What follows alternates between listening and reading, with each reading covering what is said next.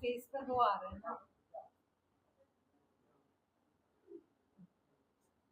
ये जो बच्चा है ये हम तक कैसे पहुंचे, तो उसके लिए कुछ स्टेप्स हैं जो आपको फॉलो करना है। ये किताब है क्योर ऑटिज्म नाउ, जिनके बारे में ये पेरेंट्स बता रहे थे हिंदी में, ऑटिज्म से आजादी। इसमें बहुत सिंपल स्टेप्स में बताया गया है कि किस तरह से घर पे रहते हुए घर के सामान से या गांव में रहते हुए गांव के सामान से ठीक हो सकते हैं। साथ में ये कैन ट्रैकर डायरी है, हर दिन ये पेरेंट्स लिखते हैं कि बच्चे को सुबह क्या दिया, दोपहर को क्या दिया, बच्चे में क्या इम्प्रूवमेंट है, और वो हमें भेजते हैं हमारे कैन बुक में। और ये पोस्टर है जिससे हम याद दिलाते हैं 5 गुड इम्प्रूवमेंट्स। तो ये स्टेप 1 है। ये अमेज़न, फ्लिपकार्ट, हर जगह एप्पल बुक्स, गूगल बुक्स, जो देश के बाहर है वो यहाँ से ले सकते हैं। देश के अंदर जो है वो हमारे वेबसाइट से, अमेज़न से, नीचे से, फ्लिपकार्ट से ले सकते हैं। तो ये तो पहला स्टेप पेरेंट्स के लिए। दूसरा स्टेप, बुक लेने के बाद ऐसे पेरेंट्स जो मुझे सुन रहे हैं और ये कैन प्रोटोकॉल ज्वाइन करना चाहते हैं, तो vishnu.com/autism में जाएंगे, एक फॉर्म भरेंगे। उस फॉर्म में बच्चे के बारे में जो हमने सवाल पूछा उसके जवाब देंगे। बच्चे की करंट स्थिति क्या है, उसके क्या क्या सिम्टम्स हैं, वो सारा कुछ इसमें आ जाएगा। बच्चे का शॉर्ट वीडियो भी आएगा, साथ में कैन ट्रैकर डायरी में कूपन कोड है जो किताब के अंदर है, वो कूपन कोड भी आप भरेंगे। और ये है स्टेप 2। स्टेप 3, हमारी कैन प्रोटोकॉल की जो टीम है, क्योर ऑटिज्म नाउ की टीम आपको फोन करेगी। आप जो भी नंबर भरेंगे और आपको हमारे अगले ग्रुप में जोड़ देंगे। हमारे ग्रुप का नाम है कैन ग्रुप, व्हाट्सएप ग्रुप। ये ग्रुप में 250 से लेके 350 400 पेरेंट्स होते हैं। इसी तरह के पेरेंट, ये तो उन्हीं में से हैं। ये तो 18 ग्रुप के थे, अभी 19 ग्रुप चल रहा ऑलरेडी। और ये जो ग्रुप है ये सारा तो बिल्कुल फ्री है, ऑनलाइन करना है हमें। ये पेरेंट्स अभी मिले पहली बार, ऑनलाइन तो मिले फर्स्ट टाइम। तो इस तरह से बच्चे घर में रहते हुए ही ये बड़ी दिखने वाली बीमारी को आसानी से और मुफ्त में वो ठीक कर सकते हैं और ठीक कर रहे हैं। तो लेकिन हमें सिर्फ कुछ हजार बच्चे ठीक नहीं करने हैं, हमें देश के हर बच्चे को ठीक करना है। और ठीक करने के लिए ऐसे लोगों को इन्फ्लुएंस करना पड़ेगा जिनके पास वो शक्ति है कि वो इस कैन प्रोटोकॉल को हर एक तक पहुंचा पाए। इसीलिए बड़ी कोशिश करके डॉक्टर नमिता ने आज मुजफ्फरनगर के म्युनिसिपल कॉर्पोरेशन की चेयरपर्सन को यहाँ इन्वाइट किया, आपको दिखाने के लिए कि आपके ही शहर का एक बच्चा जो अभी मिलेगा किस तरह से कुछ ही दिन में ठीक हो गया। लेकिन मुजफ्फरनगर में एक बच्चा नहीं, हजारों बच्चे इसी प्रकार के हैं। तो अब हम यही उम्मीद करते हैं कि हर बच्चे तक ये पहुंचे, जरूरी हमारे थ्रू पहुंचे। हर ऐसे इंसान हमारे आप खड़े करने पड़ेंगे जो कैन प्रोटोकॉल समझे, जैसे पेरेंट्स से समझा, और अपने शहर के ऐसे बच्चों तक पहुंचाए जिनको इसकी सबसे सख्त जरूरत है। तो खैर अभी एक छोटा सा हम आज के जो का था तो इसको इन्फेंटाइल स्पैज़म की डायग्नोसिस मिली और 2 साल का था तो सेरेब्रल पाल्सी की। तो इसकी मम्मा ने हमारा ग्रुप क्यों ज्वाइन किया था, क्योंकि इस बच्चे का वीडियो देखे इसको इस तरह के स्पैज़म आते थे और हमारा कैन प्रोटोकॉल आपने सिर्फ इससे ज्वाइन करा कि इसके स्पैज़म ठीक हो जाए, मगर इनको नहीं पता था उसके साथ साथ इनकी सारी बीमारियां ही ठीक हो जाएंगी बच्चे की। और अब इसको ना के बराबर इसको सीजर आते हैं। और हम बात करते हैं कि माँ की कहानी की, तो मम्मी को भी एक बार एक सीजर आया था और गलती से इमरजेंसी में चली गई और वहाँ पर इनका सीटी स्कैन हुआ। और ये दूसरा जो सीटी स्कैन है ये 2 साल बाद हुआ और दोनों की रिपोर्ट्स अलग अलग हैं और तब भी इनको 5 साल के लिए एंटी एपिलेप्टिक ड्रग्स पे डाला गया। मगर मजे की बात ये कि दोनों की रिपोर्ट्स के डायग्नोसिस अलग अलग है और ट्रीटमेंट 5 साल तक इनका चलता रहा। तो इस लेवल पर लोगों का ट्रॉमा हो रहा है कि कोई समझ भी नहीं सकता है। ये एलोपैथी में हम लोग चले जाते हैं, सबसे बड़ी डायग्नोसिस है सीटी स्कैन, मगर इसमें भी क्वेश्चन मार्क दे रखा है, इसमें भी क्वेश्चन मार्क दे रखा है, इट इज नॉट कंफर्म। और फिर क्या हुआ, जब डिलीवरी हुआ था बच्चा बिल्कुल नॉर्मल था, एक बीसीजी का वैक्सीन लगाया गया, 24 घंटे के अंदर अंदर बच्चे को सीजर आने लगे और ब्लेम किया गया माँ को कि आपने इसको दूध नहीं पिलाया और इसको हाइपोग्लाइसीमिया हो गया। और वो दिन है और आज का दिन है, बच्चा इस तरह के शूज पहनते हैं क्योंकि उसके पैर टेढ़े रहते हैं, वो चल नहीं पाते हैं। नहीं अब तो नहीं पहनता। जिस दिन हमारे यहाँ ज्वाइन किया इन्होंने, हमने पहले ही दिन इनको बोला कि शूज उतार के आज ही फेंको और धरती को छुओ। तो उसके बाद की कहानी इसकी मम्मा सुनाएगी कि कैंप प्रोटोकॉल को ज्वाइन करने के बाद क्या किया।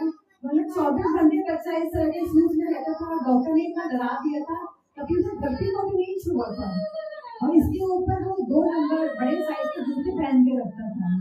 तो मामा आप बताइए आगे की कहानी। जब इन लोगों ने हमारा प्रोटोकॉल शुरू करा तो सिर्फ एक ही बात थी कि इन्होंने 100% हम लोगों का प्रोटोकॉल फोकस किया। और वहीं से जहाँ जिस घरों में इस जैसी मम्मियाँ हैं उन्हीं के बच्चे यहाँ स्टेज पे आते हैं। तो ये हमारा इन्होंने क्या प्रोटोकॉल फॉलो करा, आप बताइए। सबसे पहले तो सबके नमस्कार, मैं यशस्वी की मदद। अभी आप जो वीडियो में देख रहे हैं ये 10 मिनट का वीडियो है, लेकिन ये मेरे और मेरे बच्चे की 5 साल की जर्नी है। मतलब वो जर्नी जब एक बच्चे को मतलब घर में रखा जाता है, अच्छा मतलब डेवलपमेंट उसका होता है, मतलब बुनियाद होती है वो दी जाती है। लेकिन हम जब ये पैदा हुआ उसके नेक्स्ट डे से ही हॉस्पिटल के चक्करों में, मेडिसिन के चक्करों में, वैक्सीनेशन के चक्करों में फंसते चले गए। फिर मतलब हमने अपना दिमाग कभी यूज ही नहीं किया कि मतलब ये दवाई ये वैक्सीनेशन क्यों दी जा रही है। उस समय सबने मुझे यही बोला था कि तुमने दूध नहीं पिलाया शायद इसलिए इसको ऐसा हुआ। मतलब क्लियरिटी कहीं नहीं थी कि इसको ये सीजर हुए क्यों, जो सबसे पहले इसको बर्थ के बाद हुए। तो मेनली हमारा कैन प्रोटोकॉल ज्वाइन करने का एक ही मकसद था कि डॉक्टर ने से बोल दिया था कि इसको लाइफ टाइम सीजर की दवाइयाँ देनी है। तो मैंने उनको बोला कि अभी तो उसकी एज 5 ईयर है, लाइफ टाइम कैसे मतलब इतने साइड इफेक्ट हो जाएंगे। तो वो हमें एक ही बात पे चुप करा देते हैं कि जो सीजर हो रहे हैं उसके भी तो साइड इफेक्ट होते हैं, वो तुम्हें नहीं दिखते। फिर हमारे पास आंसर नहीं होता करने का उनके साथ। और जितनी बार इसका ईईजी, सीटी स्कैन ये सब कुछ हुआ है उसके लिए भी इसको बेहोशी की दवाई 2-2 टाइम खिलवाते थे, क्योंकि बच्चा बेहोशी नहीं होता है तो वो उसका अलग साइड इफेक्ट। तो मैंने 4 फरवरी को ज्वाइन किया था कैन प्रोटोकॉल, और मेन मोटिव वही था कि सीजर की दवाई किसी भी तरीके से बंद हो जाए। लेकिन उस समय मुझे ये नहीं मालूम था कि जो कैन प्रोटोकॉल के अंदर इतनी सारी थेरेपीज है उससे मेरे बच्चे की बैलेंसिंग में और ग्रिपिंग में, स्पीच में, अंडरस्टैंडिंग में इसमें भी इम्प्रूवमेंट होगा।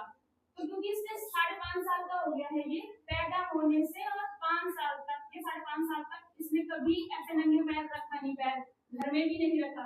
हम छोड़ते ही नहीं थे इसको, क्योंकि मैं मतलब फिजिकल का इतना नॉलेज भी नहीं है, हड्डियों का मसल्स का नॉलेज नहीं है, ब्रेन का तो फिर भी ये है कि बार बार सिखा के हम थोड़ा बहुत करवा लेंगे उसको। हड्डियों का नॉलेज नहीं था, इसलिए डॉक्टर ने बोला कि नहीं ये एसएमओस पहले स्किन सोल थे, फिर ये एयरफो पहनाए, फिर एसएमओस पहनाए। एसएमओस इतना बड़ा होता है, वो डबल लेयर वाला होता है, उसके बाहर भी फिर ऐसे शूज या सैंडल पहनाने होते थे। इसने मतलब ग्राउंडिंग ले लिए होंगे हम पहले, लेकिन कभी इसने मतलब नंगे पैर ग्राउंड में चला नहीं, घास में चला नहीं, बाहर मतलब ऐसे संग में गया नहीं। जैसे मतलब कैन प्रोटोकॉल फॉलो करने के बाद एक रूटीन बन जाता है हमारा कि नीम देना है, ग्राउंडिंग करनी है, नीम बात देना है, अमली लेनी है, फ्रूट्स डेली लेने हैं। तो मतलब ऐसा नहीं था पहले। तो जैसे हमारा मतलब हम बाहर में घर से कुछ नहीं है खाना खिलाने को तो हम फ्रूट्स दे देते थे।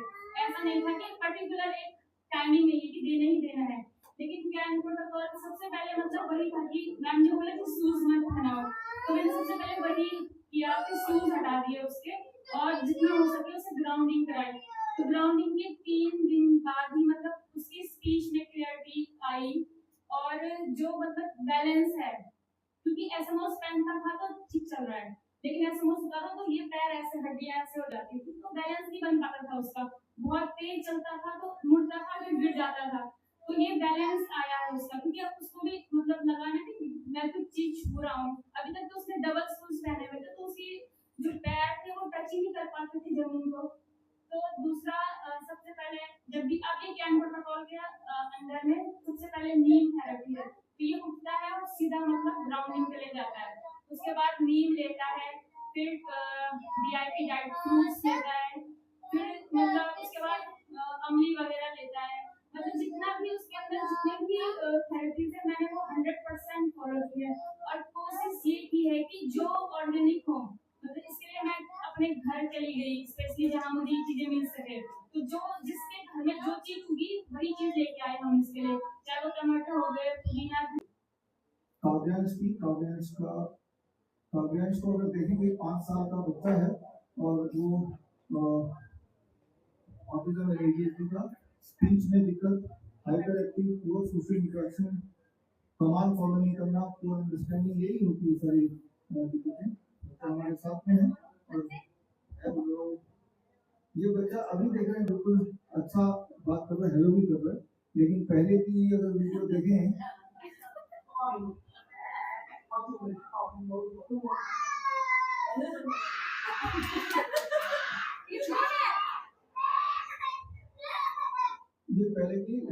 कि ऐसे हर बच्चे से करते हैं ये लगातार ये कैसे चलता है? ये ऐसे रोता था, मार्केट में जाती है ना, क्योंकि इसको मार्केट लेके जाते थे तो ऐसे ही रोता था स्कूटी पे, मुझे घर नहीं जाना है, कि मुझे बस बाहर ही घूम रहे हैं, मुझे घर नहीं जाना, मुझे कहीं घर जाना है, ऐसे बोलते थे। लेकिन अब जब से मैंने प्रोटोकॉल यूज किया है, इसका फोकस बहुत अच्छा हो गया है। अब जैसे आप दिखाई दे रहे हैं, बिल्कुल नॉर्मल की जैसा लगता है। क्या सुनोगे? देश की मंडल आ रही हो, बोलो मेरे संग जय हिंद जय हिंद जय हिंद जय हिंद।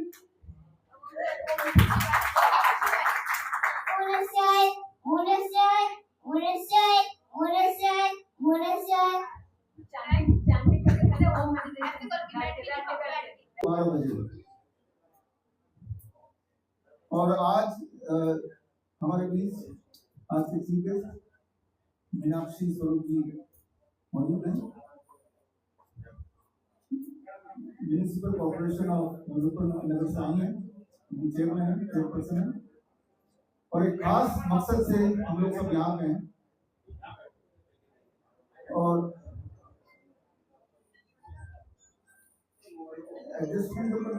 गाँव लेके चले गए थे। दिसंबर में लोगों ने हमारा प्रोटोकॉल ज्वाइन किया और जनवरी में इनको समझ में आया कि जो सारा ट्रीटमेंट बता रहे हैं वो तो गांव में होता ही था। आगे हम गांव से उठ के शहरों में आए, तो ये तब से अपने बच्चे को गांव लेके चले गए और इनके बच्चे की स्पीच वापस आ गई है। 90% कितना अभी खुद ही बताएंगे बच्चे में कितना इम्प्रूवमेंट है। नमस्ते। मेरा बेबी बिल्कुल नॉर्मल था, हेल्दी था, इसमें कोई प्रॉब्लम नहीं थी।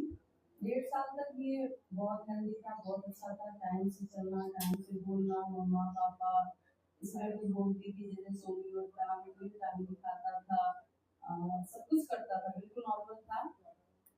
उसके बाद 1.5 साल का जब ये हुआ तो इसे एक वैक्सीन लगी जिसमें इसे फीवर आया। फीवर में पैरासीटामोल दिया। उसके थोड़े दिन बाद से इसे कोल्ड कफ कंटिन्यू रहने लगा। तो मैं एक चाइल्ड स्पेशलिस्ट से मिली, उसने इसे 1 मंथ तक एंटीबायोटिक कंटिन्यू रखा, पर फिर भी ये 100% सही नहीं हुआ। इसे था ही कोल्ड कफ, तो भी मैंने इसे बंद कर दी। उसके थोड़े दिन के बाद से बच्चे में थोड़े थोड़े सिम्टम्स नजर आने लगे, जैसे इसे आई कॉन्टैक्ट में आना छोड़ दिया।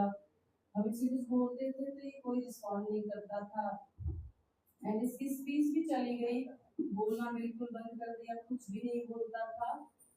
एंड उसके बाद से हम थोड़े दिन हमें ऐसा लगा कि चलो बहुत छोटा है, अभी 1.5 साल का है, ये कोई नहीं बोलेगा, थोड़े दिन बाद बोलेगा। पर ऐसा करते करते मैं लगभग ये 2 साल का होने वाला था तब तक सेम था, बिल्कुल आई कॉन्टैक्ट जीरो हो गया, हाइपर रहने लगा, उछल कूद करता था, बैठता नहीं था, ढंग से सोता नहीं था। तो उसके बाद फिर हम एक चाइल्ड स्पेशलिस्ट से मिले नेपाल में, तो वहाँ पे उसने ADHD सिम्टम्स बताया और बोला कि आप स्पीच थेरेपिस्ट से मिलो। तो फिर घर आए और हम लोग सोच ही रहे थे आपस में कि कहाँ मिले, किसको दिखाए। मैं बिहार से हूँ, रहती दिल्ली में हूँ। फिर उसी टाइम पे हमें फेसबुक पे डॉक्टर BRC सर का वीडियो देखने को मिला, तो मैं एक वीडियो देखी, उसके बाद और सारे सर्च करके देखी बहुत सारे, तो मुझे ADHD और ऑटिज्म के बारे में पता चला। उसी टाइम सर ने वो बुक रिलीज किया था, ऑटिज्म से आज़ादी। फिर मैं वो बुक बाय करके कैन प्रोटोकॉल में ग्रुप में ऐड हो गई, जिसे नमिता मैम गाइड करती है। सो मैं 22 दिसंबर से कैन प्रोटोकॉल फॉलो कर रही हूँ। कैन प्रोटोकॉल फॉलो करने के 1 वीक के अंदर ही मुझे अपनी बेबी में चेंजेस नजर आने लगे, जैसे कि इसकी हाइपर एक्टिविटी कम हो गई, इसका स्लीपिंग अच्छा होने लगा, एंड ये खाना सही से खाने लगा। ऐसा करते करते लगभग 15-20 दिन हुआ, तब तक में हम कैन प्रोटोकॉल को अच्छे से समझे। सर का वीडियो आता था, मैम हमें गाइड करती थी, एंड फिर मैं अपने बच्चे में इम्प्रूवमेंट दिख रही थी। फिर हम 20 जनवरी को हम लोगों ने आपस में डिसाइड किया कि हम गाँव जाएंगे, क्योंकि कैन प्रोटोकॉल को जो हम समझे, मैम जो हमें समझाई, फिर मैम ने हमें सजेस्ट की अगर पॉसिबल हो तो आप लोग गाँव जा सकते हो, क्योंकि गाँव में बच्चे जल्दी क्योर होते हैं।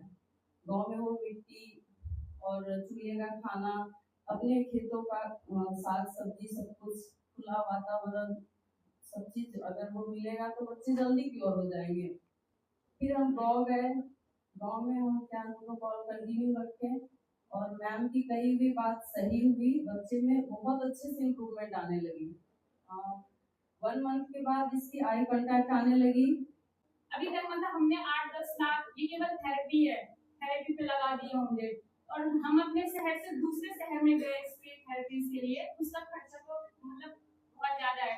तो मतलब जब हमको ये चीजें घर में फ्री में कहीं जाना नहीं है, अपने परिवार के साथ रह के हम सब चीजें कर सकते हैं, तो सभी मतलब पेरेंट्स को ये बोलूंगी कि एक बार कैन प्रोटोकॉल के साथ जरूर जुड़े।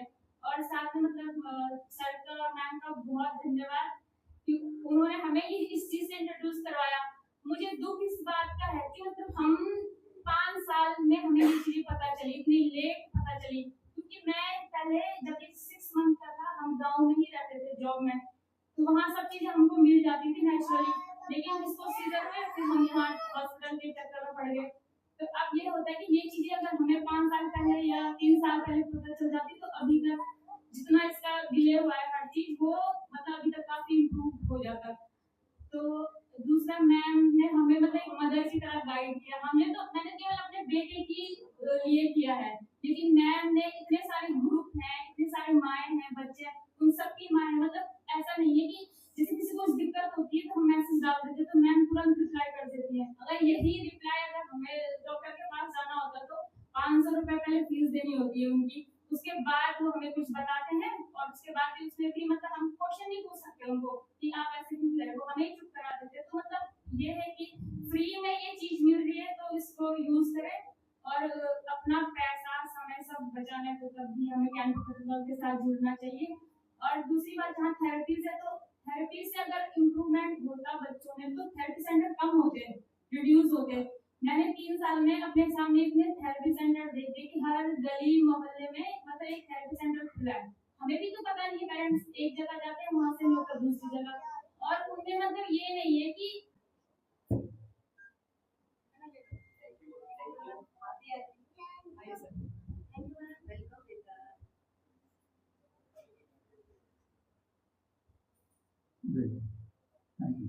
थैंक यू धन्यवाद यहाँ तक आने के लिए और आके अपनी कहानी ऑनलाइन करिए। यहाँ पे इसमें.com/academy में जाके आप फॉर्म भरेंगे तो इस कोर्स का हिस्सा बन जाएंगे, और इस कोर्स को करने के बाद जो बातें हम पेरेंट्स को बता रहे हैं वही बातें आप पेरेंट्स को सिखा सकते हैं। और हर शहर में मुझे लगता है कि इस तरह के एक्सपर्ट होने चाहिए, ताकि जो भी बच्चा जहाँ कहीं भी है उसी शहर में आराम से ठीक हो जाए।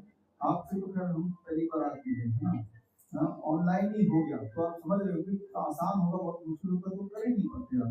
हाँ, करने की डिटर्मिनेशन तो थी, आपका बच्चा इनका है तो हम सब एज पेरेंट अपने बच्चे की कुछ भी कर सकते हैं, सिर्फ हमें विश्वास होना चाहिए।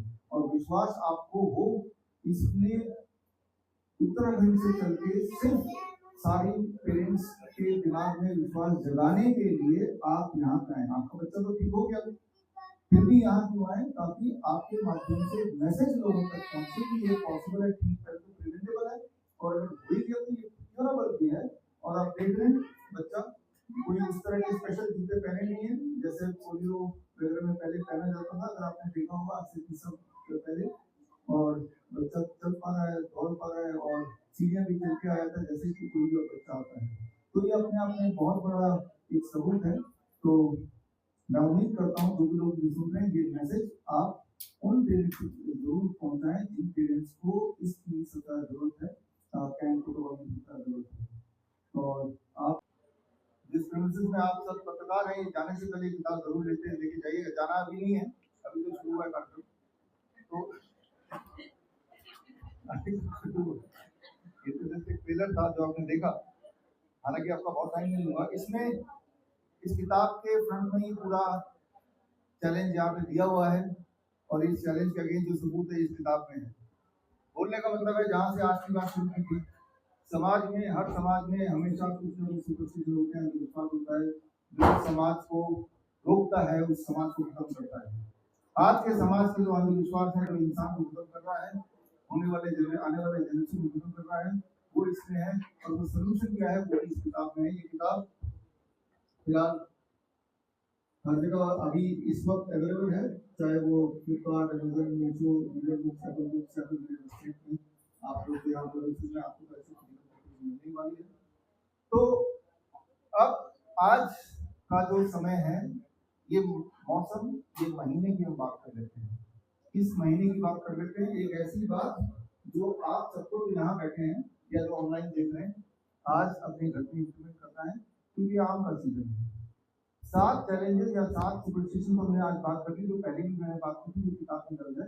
अब 8वें चैलेंज की बात कर लेते हैं। 8वां जो सबसे ज्यादा महत्वपूर्ण है, कहीं ये आम का सीजन ना निकल जाए। तो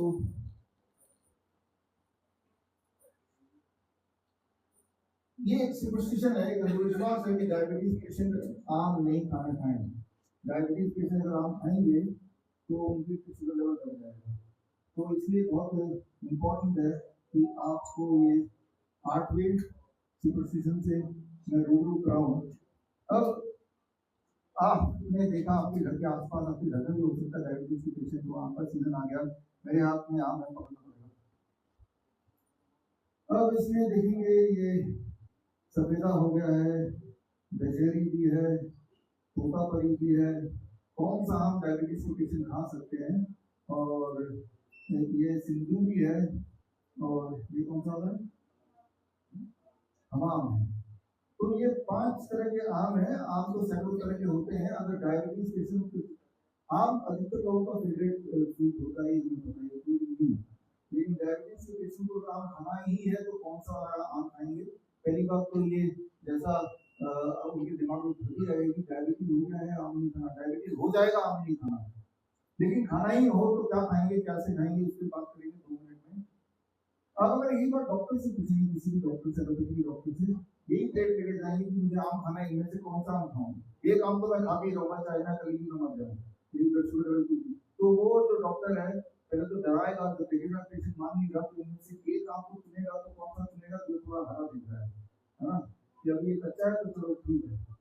अब जरा सोचिए, जो हरा है ये कच्चा है और ये खट्टा भी है, मान लेते हैं, तो हमें खट्टा नहीं भी हो सकती, खट्टा है, हरा है, कच्चा है। क्या ये, अगर आप डॉक्टर से पूछेंगे कि कच्चा, खट्टा, हरा आम क्या मैं ये खा सकता हूँ, ये मीठा नहीं है, तो मोस्ट लाइकली डॉक्टर बोलेगा हाँ ये खा लेना। लेकिन आप सोचिए, इस आम को मैं यहाँ रख देता हूँ और 1 हफ्ते बाद में आता हूँ, तो ये कच्चा रहेगा, ये पीला हो जाएगा, अंदर से मीठा हो जाएगा। अब मैं उसी डॉक्टर को ये लेके बोलता हूँ कि अब मैं क्या खा सकता हूँ, अब उसका जवाब बदल जाएगा, नहीं खा सकते। जरा सोचिए 1 हफ्ते में क्या बदल गया? क्या आपको लगता है कि बाहर से कोई जादुई तरीके से इसके अंदर शुगर, ग्लूकोज, फ्रुक्टोज बढ़ गया होगा? रंग जरूर चेंज हो गया, राइट, क्लोरोफिल इफेक्ट से चेंज हो गया, लेकिन अंदर का माल जो पहले था जब ये हरा था और जो बाद में है जब वो पीला है, अंदर का माल तब सेम ही है। तो जो अंदर का माल सेम है, उसमें कार्बोहाइड्रेट भी उतना है, उसमें प्रोटीन भी उतना है, उसमें फैट भी उतना है, सारे की सारी मिनरल उतनी है जितनी हरे में थी। तो जब खट्टा वाला आम, कच्चा वाला आम, हरे वाला आम के लिए डायबिटीज पेशेंट को मना नहीं कर रहा वो डॉक्टर, तो जब ये पीला हो गया तो मना क्यों कर रहा है? इसमें नया तो भरा नहीं है, तो पहले से पैक है, इसके अंदर ना तो कुछ दिखना ना तो कुछ गया। तो यहीं से आपको शक हो जाना चाहिए कि डॉक्टर जो बोल रहे हैं वो गलत बोल रहे हैं, वो अनजाने बोल रहे हैं, जो उसको पढ़ाया गया वो बोल रहे हैं, ना कि वो जो सत्य है। सत्य ये है कि डायबिटीज के पेशेंट अगर खाली पेट खूब सारा आम खा ले, खूब सारा, ये तो थोड़े से ऐसा 3-4 गुना खा ले रोज, उनकी डायबिटीज बड़ी जल्दी ठीक हो जाती है। ठीक हो सकती है, मैं नहीं बोल रहा, ठीक हो जाती है बड़ी जल्दी से। इस बात को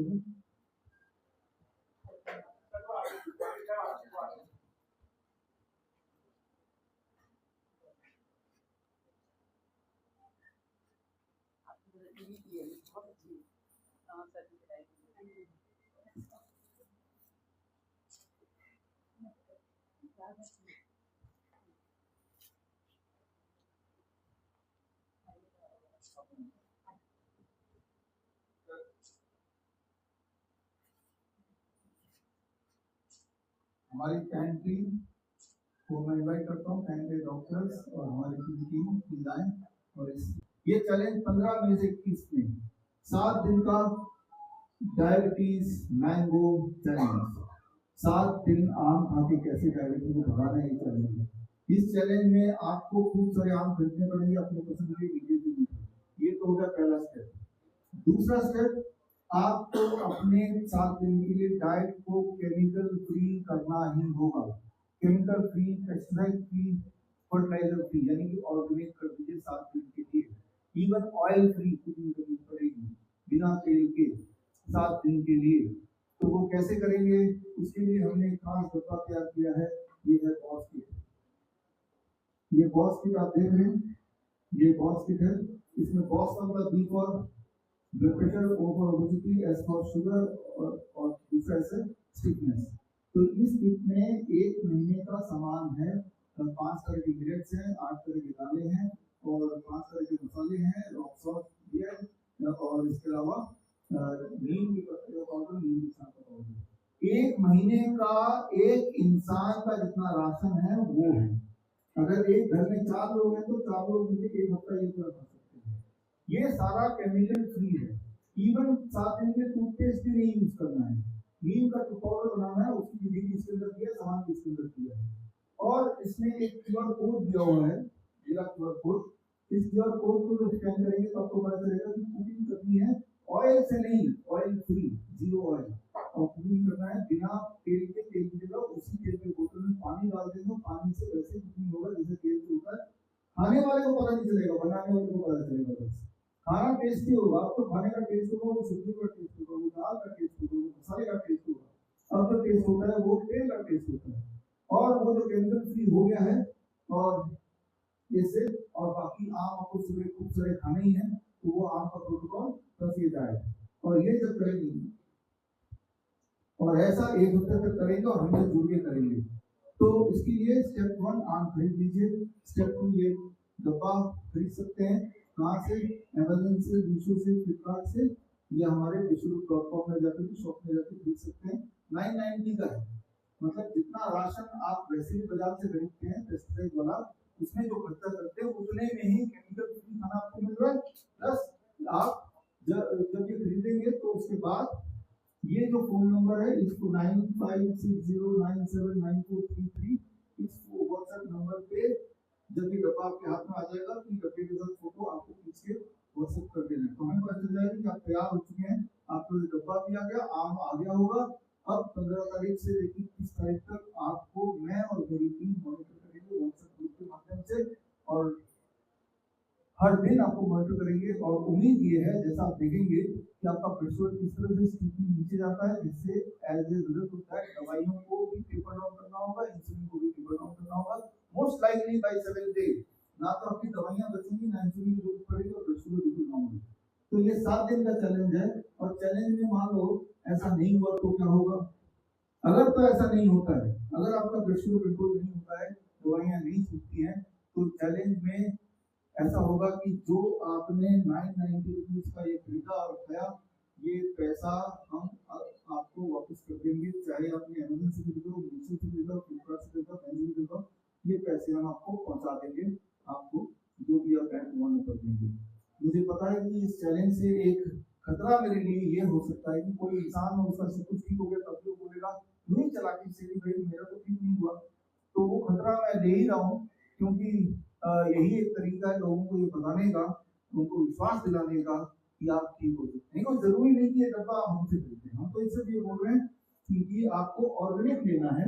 दाल, चावल, अलग अलग तरह की मिलेट्स, अलग अलग तरह के मसाले और रॉक सॉल्ट और नीम के पत्ते का पाउडर और छाल का पाउडर कहीं से भी ले सकते हैं, जरूरी हमसे ही लेना है। हमने सारा कुछ एक जगह कर दिया ताकि आप भटके ना और आपको सस्ते में मिल जाए, और आपको जो मिले वाकई में केमिकल फ्री है। कई बार ऑर्गेनिक कहते बेचते हैं, खुद आपका एक एड को फॉलो करते हैं। Thank you.